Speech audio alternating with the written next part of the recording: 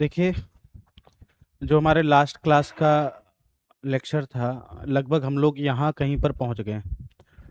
समानुपात पढ़ा रहे थे हम लोग लास्ट क्लास में। क्या पढ़ रहे थे हम लोग? समानुपात। समानुपात पढ़ रहे थे, और समानुपात में हमने बहुत सारी चीज़ें डिस्कशन किया कि भैया थर्ड प्रोपोर्शनल क्या होता है, फोर्थ प्रोपोर्शनल क्या होता है ना। थर्ड प्रोपोर्शनल तक हम लोगों ने पढ़ रखा था। थर्ड प्रोपोर्शनल, तो आप लोगों को कल के दिन मैंने एक चीज बताया था, आप लोगों को याद होगा कि थर्ड प्रोपोर्शनल में हम लोग करते क्या हैं।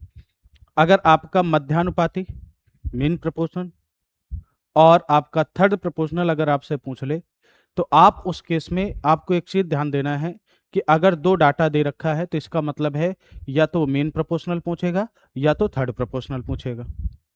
दूसरी बात, अगर मैं आगे कहूं, आज हम लोग पढ़ेंगे फोर्थ प्रोपोर्शनल। फोर्थ प्रोपोर्शनल का मतलब है चतुर्थानुपाती। क्या पढ़ेंगे हम लोग? चतुर्थानुपाती पढ़ने जा रहे हैं, ठीक है। और चतुर्थानुपाती पढ़ने से पहले मैं आपको बता दूं, मैंने आप लोगों को लगभग आपके 27 इसमें स्लाइड कंप्लीट है, और ये 27 क्लास आपके माइंड में होना चाहिए, बेसिक है। सभी कोई भी एग्जाम आपको देना है, एसएससी देना है, बैंक देना है, रेलवे देना है, या यूपी पुलिस, यूपीएसआई, कोई भी एग्जाम देना है, लेकिन ये जितनी स्लाइड हैं ये कॉमन सी हैं। अभी 2-3 स्लाइड और इसमें क्या होंगी, इंक्लूड होंगी। चार स्लाइड, उसके बाद तो क्वेश्चन है। क्वेश्चन आप कितना भी क्या करते रहे, पढ़ते रहे, उसमें किसी प्रकार की आप लोगों को दिक्कत नहीं होने वाली है। बात समझ में आ गई यहाँ तक? अब देखो, हम लोग पढ़ेंगे आज फोर्थ प्रोपोर्शनल। तो मैंने कल के दिन ही कहा था कि भैया फोर्थ प्रोपोर्शनल एक ऐसा है कि जिसके लिए आपको 3 डाटा की जरूरत पड़ेगी। कितने डाटा की? अगर मैं कह दूं 3 तथा 4 का चतुर्थानुपाती निकालो तो इम्पॉसिबल है, क्योंकि उसके लिए आपको 3, 4, 5 मतलब 3 डाटा होना जरूरी है, तभी आप फोर्थ प्रोपोर्शनल निकालोगे। तो अगर मैंने कहा कि जो आपके सामने एबीसी दे रखा है भाई, ठीक है, अगर आपके सामने एबीसी ये दे रखा है, एक चीजों को समझना है। मैंने कहा ए बी सी, तो इसका जो फोर्थ प्रोपोर्शनल है मैं क्या मान लेता हूं, इसका फोर्थ एक्स मान लेना। क्या मान लेना है? एक्स, कि भैया एक्स की वैल्यू निकालना। तो ये सिंपल सी बात कहूं कि यह मेरा एक रेशियो है। यह मेरा क्या है? एक रेशियो। और इसको निकालते कैसे हम लोग? आपने कहा सर, सीधी सी बात है, आपने कहा सर अगर मैंने ए रेशियो बी, प्रोपोर्शनल का यहां पे सिंबल लगा दिया, सी रेशियो यहां पर एक्स लिख देंगे, तो आप सिंपल सा देखेंगे ए upon B is equal to C अपान क्या हो जाएगा? एक्स हो जाएगा। फाइनली मुझे यहां से x की वैल्यू मिलेगी। आप कहोगे सर b का c के साथ मल्टीप्लाई कर देंगे, b into C by A. तो यहां से फोर्थ प्रोपोर्शनल के लिए क्या आया? b इंटू सी बाई ए।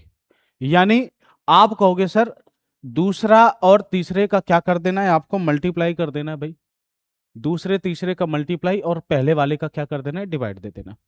दूसरे तीसरे का मल्टीप्लाई करना है और पहले वाले का क्या कर देना है? डिवाइड दे देना है।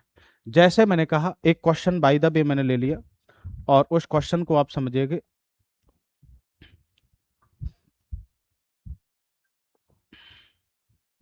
समझिएगा,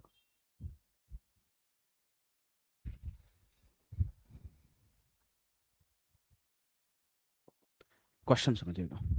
इस क्वेश्चन में मैंने कह दिया आपसे 3, 4 तथा 9 का फोर्थ प्रोपोर्शनल क्या होगा।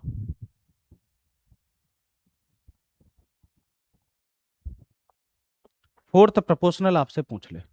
फोर्थ प्रोपोर्शनल का मतलब है चतुर्थानुपाती।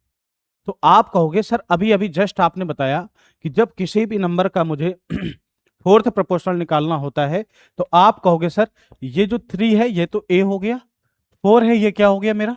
बी हो गया, 9 क्या हो गया? ये मेरा सी हो गया। ठीक है। आपने कहा सर ए बी सी दे रखा है, और जैसे ही ए बी सी दे रखा है, आपने कहा सर फोर्थ प्रोपोर्शनल मुझे एक्स अगर एज्यूम करना है, तो आप कहोगे sir B into C by A होगा। ये फार्मूला होता है, B into C by A का, ये मेरा क्या होता है? एक फार्मूला होता है। तो आप कहोगे सर यहाँ पर बी की वैल्यू क्या लिखी है 4, सी की वैल्यू क्या लिखी है 9, डिवाइडेड बाई ए की वैल्यू क्या लिखी है 3। आप कहोगे सर 3 त्रिकाई 9, 3 बार में चला गया, 4 3 कितना आ गया 12। यानी अगर क्वेश्चन पूछ ले कि भैया 3 4 9 का फोर्थ प्रोपोर्शनल यानी चतुर्थानुपाती क्या होगा, तो आप कहोगे सर 12। बात समझ में आ गई?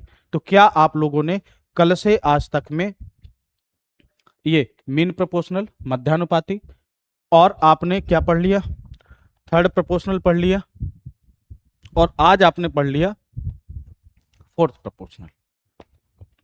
तो एक चीजें आपको क्लियर होनी चाहिए।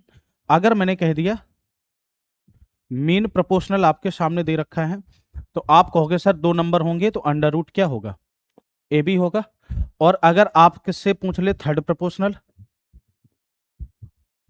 थर्ड प्रोपोर्शनल अगर आपसे पूछ ले तो आप कहोगे सर क्या हो जाएगा, बी स्क्वायर बाई ए हो जाएगा। तो इसका मतलब इसमें भी 2 आपके क्या होने चाहिए, संख्याएं होनी चाहिए। और अगर आपसे फोर्थ प्रोपोर्शनल पूछ ले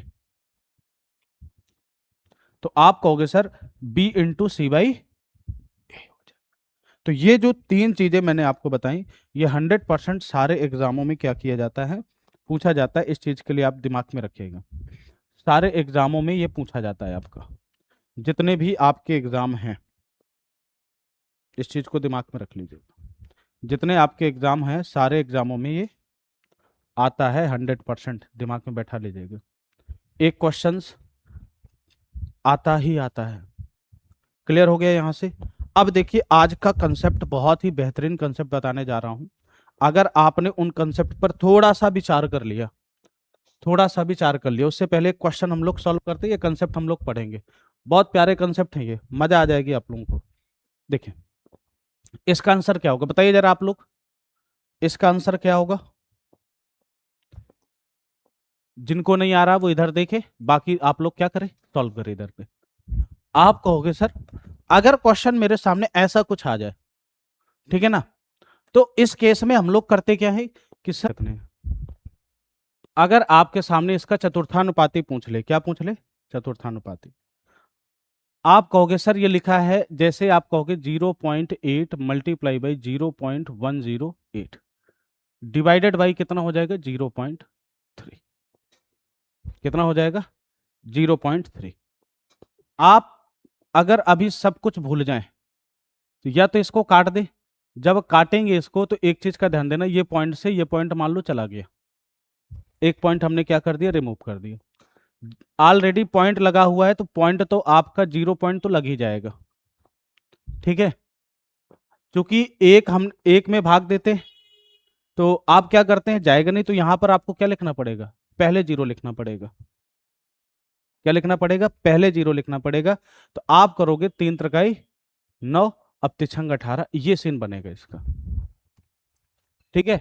अब ये जब सीन बन जाएगा तो आप देखेंगे तो ये 3 अंक, 8 छंग 48, 8 आ गया, और 8 त्रिका 24, 24 4 कितना होता है 28, 3 अंक बाद दशमलव लगा है तो 0.288, ये आपका आंसर आ जाएगा यहां से। आप इसको ऐसे क्या कर सकते हैं, ये है इसका तरीका। अब देखिए चलते हैं हम लोग क्वेश्चंस की तरफ, कंसेप्ट की तरफ, कंसेप्ट समझते हैं।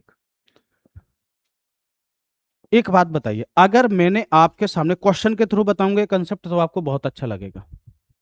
अगर आपके सामने बाय द वे 3 रेशियो आपके सेम हो, जैसे 1/2, यहाँ पे 3/6 ले लो, 4/8 ले लो, समझना थोड़ा सा।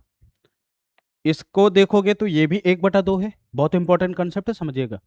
ये देखोगे 3/6 है, ये देखोगे 4/8 है। अगर फाइनली रेशियो देखोगे सभी 1/2 के क्या है, इक्वल है। अगर रेशियो आपके सेम होते हैं तो अगर आप देखें, गौर से समझिएगा, अगर मैं चाहूं तो मैं अगर अभी इन दोनों को ले रहा हूं, बाय द इन दोनों को ले रहा हूं, इन दोनों को समझिएगा थोड़ा सा, मैंने इन दोनों को क्या किया, इक्वल किया। आपने कहा सर 1/2 इज इक्वल टू 3/6। आपने कहा सर अगर मैं इन दोनों को जोड़ूं, समझिएगा, इन दोनों को जोड़ूं, तो आपने कहा सर 1 + 3, और 2 और 6 को जोड़ूं, 2 + 6, तो इनका फाइनली रेशियो भी जो आएगा 4/8 आएगा। और जो 4/8 आएगा इसको देखेंगे ये किसके इक्वल है, 1/2 के इक्वल है। तो आप चीजें समझ सकते हैं कि जब आपके रेशियो, अब मैं तीनों को अगर ले लूं, बाय द वे मैंने तीनों को ले लिया, तो आप क्या कहोगे समझिएगा, मैंने तीनों को ले लिया, समझिएगा, यहां से मैंने तीनों को ले लिया और तीनों के साथ अगर यही प्रोसेस अप्लाई किया, 1 + 3 + 4 डिवाइडेड बाई, आपने कहा सर 2 + 6 + 8 आपके सामने लिखा है, इनको भी अगर जोड़ेंगे 4 3 7 7 1 8, नीचे 8 2 10 6 16, इनका भी फाइनली रेशियो कितना हो जाएगा, 1/2 ही आ जाएगा। यानी मेरे कहने का मतलब क्या है समझिएगा, अगर अनुपात आपके बराबर होते हैं तो अंश अंश को जोड़ दीजिए या हर को क्या कर दीजिए, जोड़ दीजिए, उनके रेशियो में कोई इफेक्ट नहीं पड़ता है, घटा दीजिए जोड़ दीजिए। यानी एक चीज ध्यान से सुनना, ये 1/2 है, इनके साथ क्या करिए, कुछ कोई दिक्कत नहीं, ये 3/6 है, यहां पर दोनों जगह माइनस लगा देंगे और इधर भी प्लस लगा देंगे, तब भी रेशियो क्या आएगा, सेम आएगा। अभी क्वेश्चन लगाएंगे वहां आपको चीजें समझ में आएंगी। यानी अब इस कंसेप्ट को समझिए, यानी अगर A/B, C/D, E/F तीन रेशियो बराबर हैं तो A + C upon B + D भी इनके क्या होगा, बराबर होगा, ये इनका रेशियो भी क्या होगा, इन्हीं के इक्वल होगा। या मैं यूं कहूं कि A + C + E, A + C + E, B + D + F भी क्या होगा, इनके रेशियो के क्या होगा, इक्वल होगा। यानी अंश अंश के साथ अगर कोई भी आप क्या करें, ऑपरेशन लगाएं प्लस माइनस वाला, और हर के साथ सेम नंबर के साथ अगर वही ऑपरेशन लगाएं तो उनका रेशियो क्या आएगा, सेम आएगा। आप चाहे जिस तरीके से आप देख लीजिए, जैसे मैंने ए और सी लिया, क्या लिया आपके सामने, ए और सी लिया, समझिएगा थोड़ा सा, मैंने A - C किया, क्या किया, A - C, समझिएगा थोड़ा सा, A - C आपने जैसे ही देखा कि सर ने A - C किया और नीचे मैंने B - D कर दिया, यानी पहले वाले के साथ A/B और जो दूसरे वाले रेशियो है उनके बीच में मैंने कैसा सिंबल लगा दिया, माइनस। बाय द वे अगर मैं इसकी जगह इसकी जगह A - C upon B + D लिख दूं तो ये डज नॉट इक्वल हो जाएगा। सिंबल दोनों का क्या होना चाहिए, सेम होना चाहिए। अगर यहां पर C माइनस का है तो यहां पर D किसका होना चाहिए, माइनस का होना चाहिए। जैसे अगर आप देखेंगे इस कंसेप्ट को, कुछ समझ में आया कि नहीं आया, क्वेश्चन कैसे आते हैं एग्जाम में ये समझिए। इसके क्वेश्चन कुछ इस प्रकार से आते हैं, जैसे क्वेश्चन आपके सामने आ गया, ये क्वेश्चंस भी है और ये कंसेप्ट भी है आपके सामने।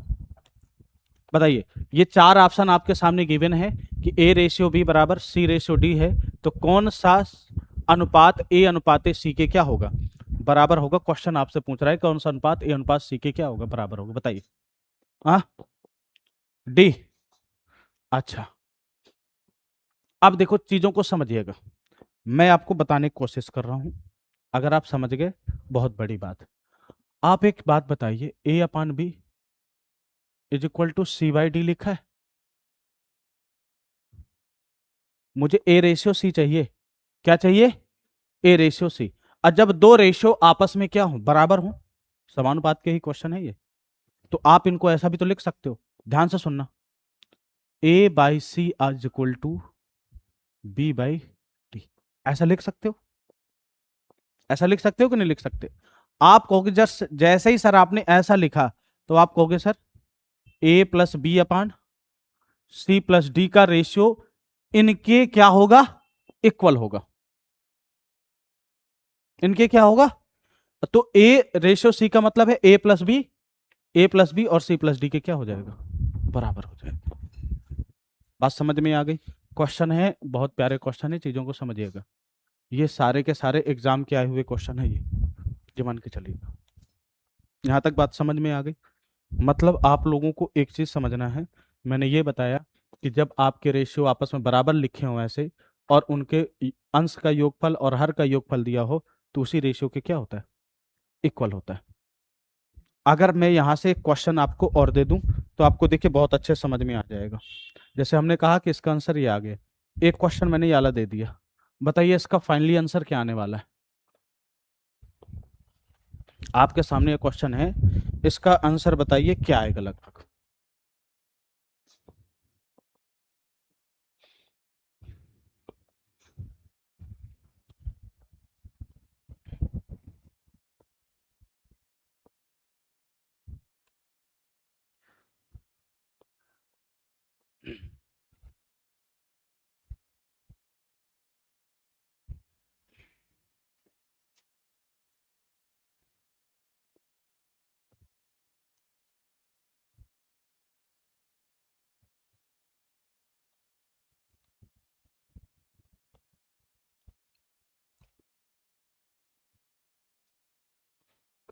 इसका आंसर क्या आएगा बताइए।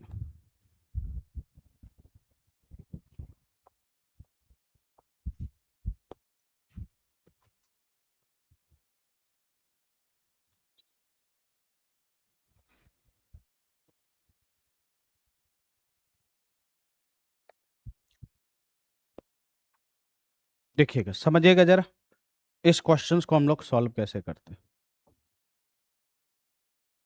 कह रहा है A upon B C upon D is equal to 3/2। कितना दे रखा है भाई?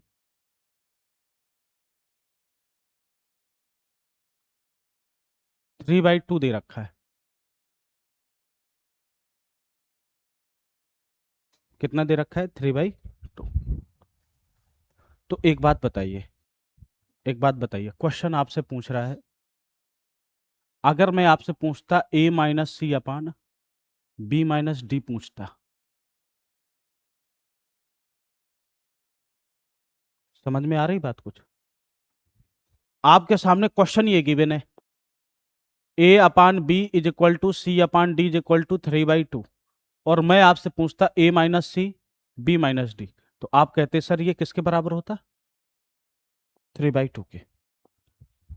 बातें समझ में आ गई? यानी अगर मैं ऐसा कह देता, समझिएगा थोड़ा सा, 13a upon 13b is equal to 111c upon 111d और बराबर 3/2 लिखा होता, तो क्या कोई इफेक्ट पड़ता क्या? यानी जो मेरे सामने अगर इनके प्रोडक्ट में कोई भी के लिखा हो, पर लेकिन सेम नंबर लिखा होना चाहिए, यहां पर मान के चलिए एन लिखा है तो यहां पर भी एन लिखा होना चाहिए, अलग अलग नंबर नहीं होना चाहिए। भाई अलग अलग हो जाएंगे तो ये कटेंगे ही नहीं। तो मतलब अगर मैंने, मुझे आपको पता है आप लोगों को कि अगर रेशियो में किसी नंबर से हम प्रोडक्ट कर देते हैं तो रेशियो में किसी प्रकार का कोई इफेक्ट नहीं पड़ता है। तो आपने क्या कहा, सर अगर ऐसा लिखा होता, तो आप कहते कि सर अगर ऐसा लिखा होता ये 3/2 के क्या होता, इक्वल होता, तो आप इसको 13a माइनस 111c अपान लिख सकते हैं 13b माइनस 111d, ये भी किसके बराबर होता है? 3/2 के ही इक्वल होता। यानी जो इसका आंसर आ जाएगा वही कितना आ जाएगा? 3/2 आ जाएगा। बात समझ में आ गई? और इस क्वेश्चंस को देखो, एग्जाम में जो मैंने पीछे बताया आप लोगों को याद होगा, जो मैंने अभी जस्ट बताया, ये आपका केवल एक कंसेप्ट है, और एग्जाम में क्वेश्चन कैसा आता है? इस प्रकार का आता है एग्जाम में क्वेश्चन, आपके क्वेश्चन इस प्रकार के आते हैं। बात समझ में आ गई? इसको एक बार नोट करें, फिर आगे चलते हैं हम लोग।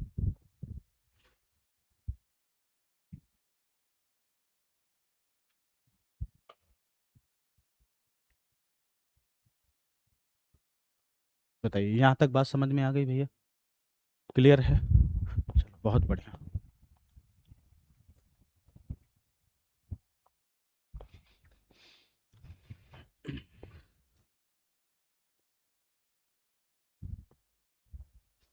आगे अगर मैं बात करूं, नोट हो गया ये, है ना? समझ में आ गया? इसका आंसर कितना हो जाएगा? 13/2 ही हो जाएगा। अच्छा, मुझे एक बात बताइए भाई, इसका आंसर क्या होगा? इसका आंसर मैं आप लोगों से मांगूंगा, इसका आंसर क्या हो जाएगा?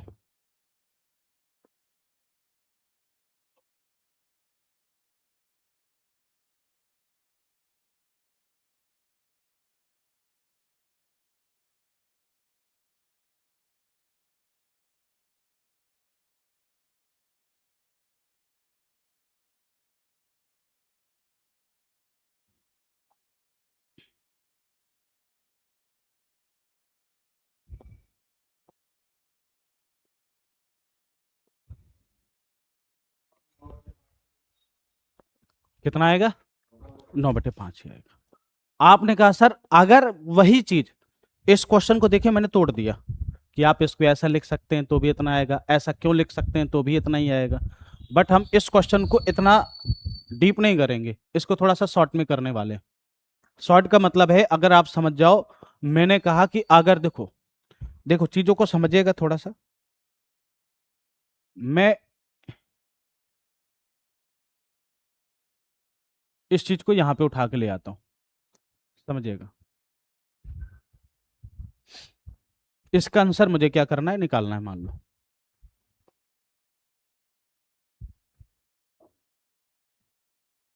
इसका आंसर मान लो निकालना है। अब आप एक बात बताइएगा मुझे, जब इसका आंसर आपको निकालना है तो आप एक चीज गौर से देख रहे होंगे कि सर ए का यहां पर देखेंगे ए अपान बी लिखा है, ये रेशियो किसका है, A B, A upon B, यानी ए रेशियो बी। और ए बी में अगर हम किसी भी नंबर से सेम नंबर से अगर प्रोडक्ट करते हैं तो उनके रेशियो में कोई इफेक्ट नहीं पड़ता। आपने कहा सर यहां पर भी 2 है, यहां पर भी 2 है, यहां पर भी 3 है, यहां पर भी 3 है, यहां पर भी 5 है, यहां पर भी 5 है, सेम रेशियो में सेम चीज का क्या कर दिया, मल्टीप्लाई कर दिया। अब देखते हैं, इसमें भी प्लस का सिंबल लगा रखा है उसने, इधर भी लगा रखा है, इधर भी प्लस का और इधर भी प्लस का, इसका मतलब इसका भी रेशियो जो होगा वह 9/5 के ही इक्वल होगा। अब बताओ, सवाल आसान सा हो गया, 9/5 आ गया, चीजें क्लियर हो गई। एक एक चीज को अगर आप समझोगे ना तो ये सारी चीजें बहुत आसान होती हैं, एग्जाम में देखते ही टिक मारने वाली होती हैं सारे क्वेश्चंस। आप देखिए टिक मारी, आगे चलिए। बात समझ में आ गई? तो मैंने आज जो ये कंसेप्ट बताया ये आप लोगों को समझ में आया? तो एक देखिए, एक क्वेश्चन और फिर मेरे तरफ से एक क्वेश्चन ये आप लोगों के लिए, क्वेश्चन समझिएगा। If A by B is equal to C by D is equal to E by F दिया है, और इज इक्वल टू मैंने दे दिया 5। कितना दे दिया? 5। आपसे एग्जाम में क्वेश्चन पूछ लेता है, देन फाइंड, बहुत प्यारा क्वेश्चन है, then find M A square plus N C square plus P E square upon M B square plus N C square, C नहीं, यहां पर क्या हो जाएगा, D square plus P F square is equal to question mark. आपके सामने ये question आ गया, अब इसका आंसर क्या होगा? आपको पता है, आपको एक चीज पता है कि अगर आपके सामने भैया कोई संख्या लिखी हुई है 3:5, अगर आप इसका वर्ग कर दो तो जो रेशियो मिलेगा वह कितना मिलेगा, 3 × 9/25 मिलेगा। आपको पता है ये सारी चीजें। अगर मैं इसका वर्ग कर दूं, इसका वर्ग कर दूं, सभी लोगों का वर्ग कर दूं, चीजों को समझिएगा, यानी A square by B, B square, C square by D square और E square by F square कर दूं, तो भाई जो रेशियो फाइनल मिला उसका भी क्या हो जाएगा मेरे पास, स्क्वायर ही हो जाएगा। तभी आपस में क्या होंगे, इक्वल होंगे, अदरवाइज इक्वल नहीं होंगे। बात समझ में आ गई? क्वेश्चंस का क्राइटेरिया क्या है, हम लोगों को क्वेश्चन सॉल्व कैसे करना है, ठीक है? अब आप देखेंगे। अच्छा एक बात बताइए, स्क्वायर करते ही मेरे पास ये स्क्वायर आ गया, अब मैं किसी भी नंबर का अगर इनमें मल्टीप्लाई कर दूं, बाय द वे मैंने यहां पर 3 का कर दिया, यहां पर 3 का, और यहां पर भी 3, यहां 5 और यहां पे 5, तो क्या इनके रेशियो में कोई इफेक्ट आने वाला है क्या? जिस सेम नंबर का आपने मल्टीप्लाई किया, ये मैंने शुरुआत में बताया था, आज भी बता रहा हूं, रेशियो में अगर आप किसी भी नंबर का मल्टीप्लाई करते हैं तो रेशियो में किसी प्रकार का कोई इफेक्ट नहीं आता है। ये चीज आप लोगों को बहुत अच्छे से याद रखनी है। यहां तक बात समझ में आ गई ना? अब आप देख रहे होंगे क्वेश्चन में कि सर अगर ये क्वेश्चन ऐसा लिखा हुआ है, अगर ये क्वेश्चन ऐसा लिखा हुआ है, तो आपने कहा सर जो इसका आंसर होने वाला है ना, आप कहोगे सर डायरेक्ट 5 का स्क्वायर हो जाएगा। 5 का स्क्वायर बोले तो 25, यही फाइनली मेरा क्या हो जाएगा, आंसर हो जाएगा। बात समझ में आ गई? इसको नोट करिए, फिर आगे चलते हैं। नोट करो।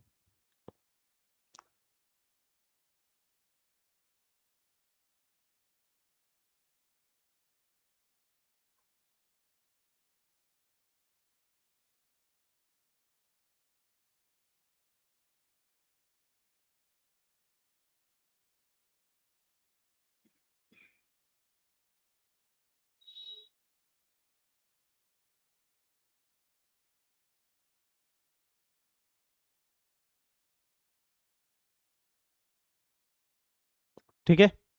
अब देखिए आगे क्वेश्चंस की अगर हम बात करें, एक क्वेश्चन और आपके सामने, इस क्वेश्चन को समझिएगा, बहुत प्यारा क्वेश्चन है। अगर आप लोग इसको समझ गए ना, ये मान के चलो आपको बहुत सारी चीजें आने लगी। इसका आंसर मैं चाहता हूं, कोई न्यूमेरिकल वैल्यू नहीं दिखेगी, बशर्ते इसका आंसर है। कैसे? इफ मैंने कह दिया a comma B comma C is greater than 0, ठीक है, देन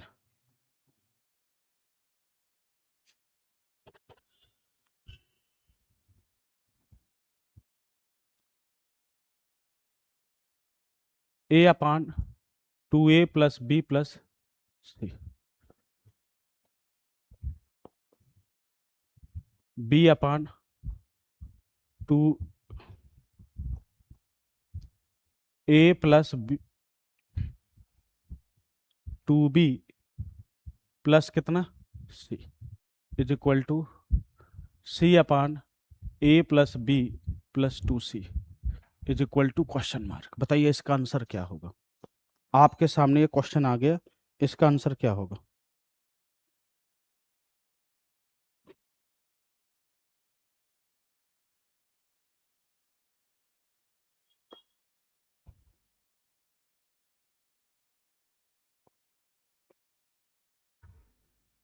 कितना आएगा?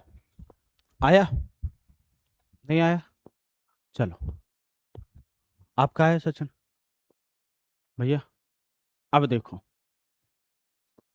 ऑप्शन मैंने दे दिया यहां पर, मान लो 0, बी ऑप्शन दे दिया -1, सी ऑप्शन दे दिया 4 और डी ऑप्शन दे दिया 1/4।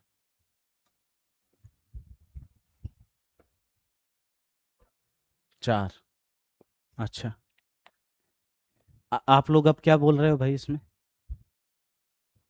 देखो समझिएगा, आपको पता है कि जब 3 रेशियो बराबर होते हैं, अभी अभी कंसेप्ट बताता जा रहा हूं, तो आप कहोगे सर जब ये 3 रेशियो बराबर है, अगर मैं अंश को जोड़ दूं और हर को आपस में जोड़ दूं, तो भी रेशियो क्या होंगे आपस में? बराबर ही होंगे। होंगे कि नहीं होंगे? आपने कहा सर मैं इसको लिख सकता हूं a प्लस बी प्लस सी अपान, देखिए यहां पर 2a है, a है, a है, तो कितने a बन गया? 4a, 4b, 4c हो गया। आपके सामने a प्लस बी प्लस सी, देखेंगे यहां से 4 आपका क्या हो गया? कॉमन हो गया। और जैसे ही भाई 4 कॉमन हुआ तो आपके सामने बना a प्लस बी प्लस सी, इससे ये कैंसल आउट हो गया। आंसर कितना आ गया? 1/4। Option number D is correct. अब सोचिए जरा, इसका कौन सा ऑप्शन सही हो जाएगा? डी ऑप्शन करेक्ट आंसर हो जाएगा इसका।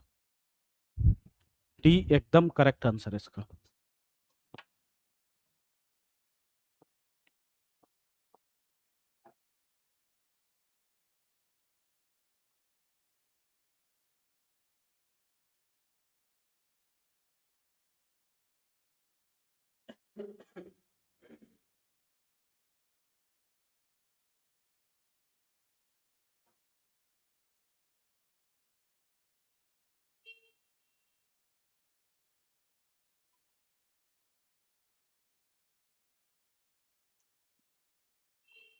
देखिए एक क्वेश्चन और है, समझिएगा।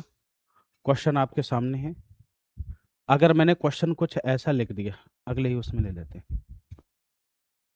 क्वेश्चन समझिएगा,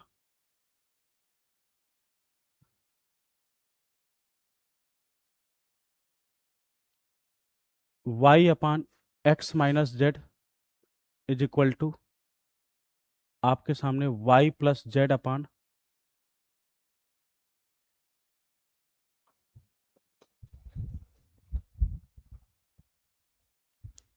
y plus X upon Z, और इज इक्वल टू मैंने दे दिया x अपान वाई। ये आपके सामने है। Then find x ratio y ratio z। कह रहा है कि x अनुपात y अनुपात z क्या होगा? बताइए।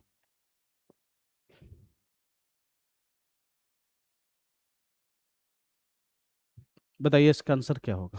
ये क्वेश्चन आपके सामने मैंने लिख दिया, इसका आंसर क्या होने वाला है?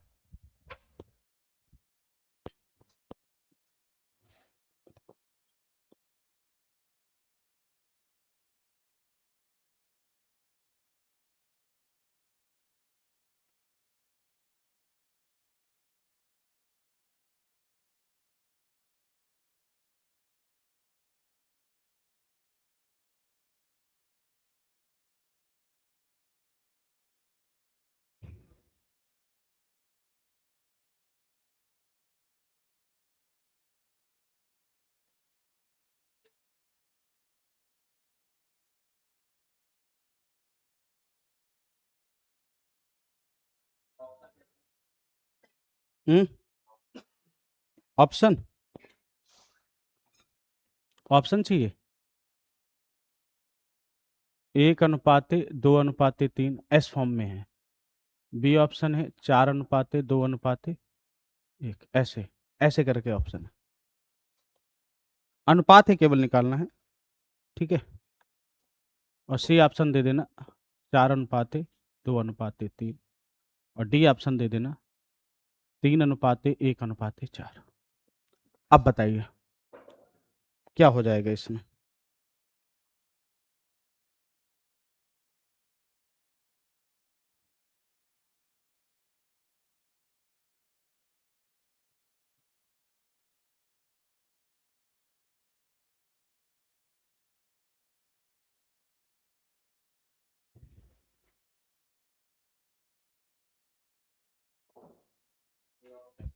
है ए, आप क्या बोल रहे हो? अब देखो, इसको मैं लगाने की कोशिश कर रहा हूं, समझिएगा जरा। क्वेश्चन बहुत प्यारा है, ठीक है। आप अगर इस क्वेश्चन को समझेंगे कि क्वेश्चन का रूपरेखा पूरी अलग है। ये आपके सामने यहां से यहां तक दे रखा है भाई, है ना।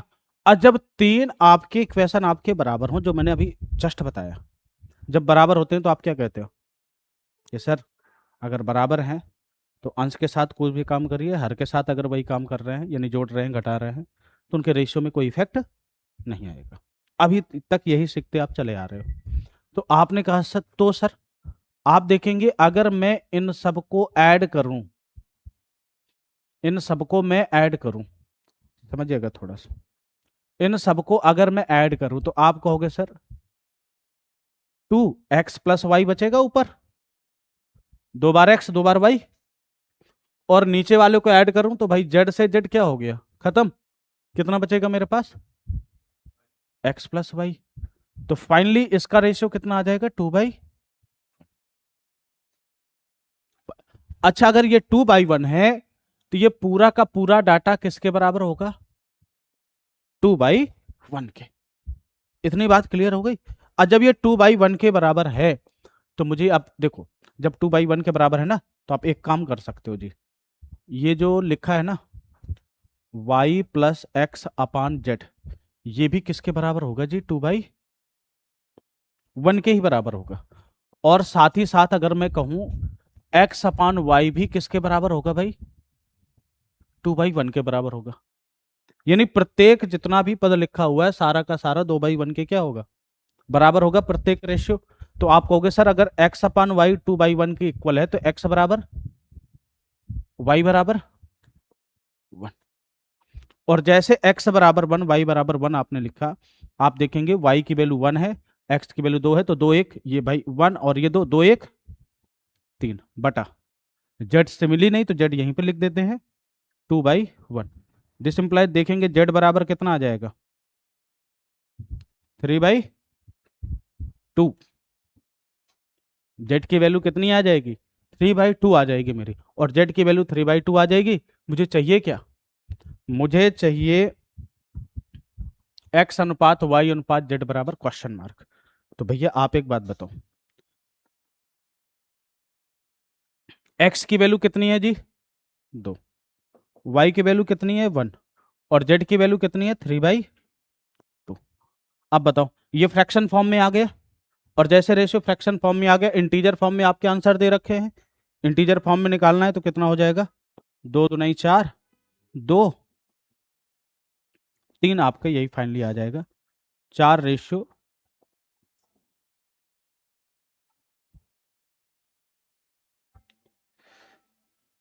4 2 3 कौन सा option? Option number C is correct. C option correct हो जाएगा। सवाल आई थिंक आप लोगों को जितना मैंने बताया ये समझ में आ गया कि नहीं आ गया? क्यों भैया? ठीक है, आज आप लोगों के लिए इतना ही सीन रहेगा, बाकी चीज़ें कल होंगी, आप इसको नोट कर लीजिए आप लोग।